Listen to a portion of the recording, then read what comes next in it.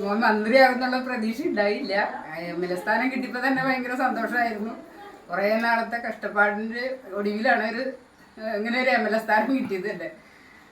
പിന്നെ ഇപ്പം ഭയങ്കര സന്തോഷം മന്ത്രിയായാൽ. എന്താണ് ആ പിന്നിട്ട വഴികളൊക്കെ എങ്ങനെയായിരുന്നു?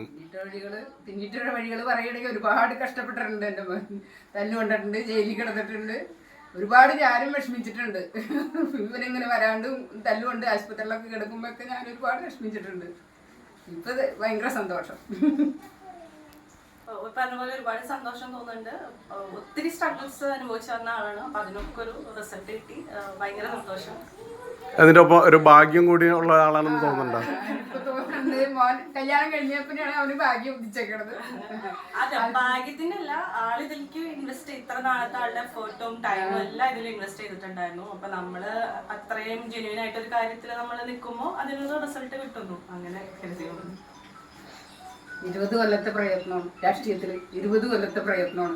ഇപ്പോഴാണ് എൻ്റെ മോനൊരു സ്ഥാനത്തെത്തിയത്. അതിൽ ഭയങ്കര അതിയായ സന്തോഷമുണ്ട്. നമ്മുടെ വീട്ടില് കാര്യങ്ങളെക്കാളും കൂടുതൽ അവന് ജനങ്ങളെ സേവിക്കാനും രാഷ്ട്രീയത്തിൽ അവന് പ്രവർത്തിക്കാനും അതിൽ കൂടുതൽ സമയം മുഴുവൻ ചെലവഴിച്ചേക്കണം.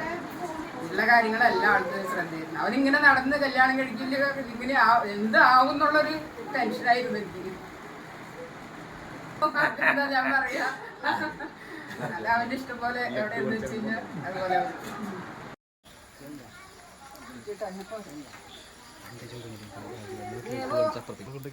അതുപോലെ രാജേട്ടൻ ഗേറ്റ് ഓർമ്മകത്ത് കയറി സിനിമന്റെ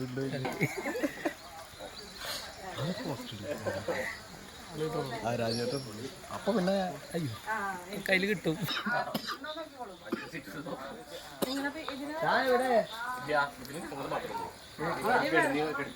കണ്ടില്ലേ കണ്ടില്ലേ ഞാനിപ്പോ കണ്ടപ്പോ പോവാൻ താല്പര്യമുണ്ട്. അപ്പൊ പോണ വണ്ടികളൊക്കെ ഫുള്ളാ. പഞ്ചായത്തിൽ പോകണ്ട. അങ്ങനെ 7 ആളാട്ടെ 6 ആൾക്കാർ പോകാൻ പറ്റുള്ളൂ. പിന്നെ ജനീഷിന്റെ വീട്ടിൽ നിന്ന് അവര് വണ്ടികൾ ചെരുപ്പിടുന്ന ഫോട്ടോ എടുക്കാനാ. പിന്നെ പോകണമെങ്കിൽ ട്രെയിനിൽ പോകണം.